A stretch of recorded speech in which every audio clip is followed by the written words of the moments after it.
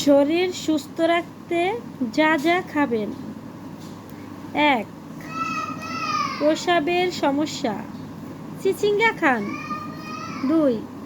হজমে দুর্বলতা, দুন্দুল খান। ৩. আলসারের সমস্যা, বরকলি খান। ৪. রক্ত বৃদ্ধি করতে প্রচুর লতি খান। ৫. স্মৃতিশক্তি বাড়াতে গাজর খান।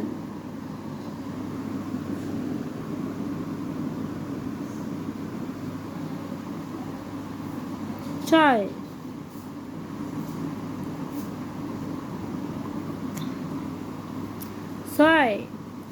কোলেস্টেরল নিয়ন্ত্রণ ঢেঁড়স খান।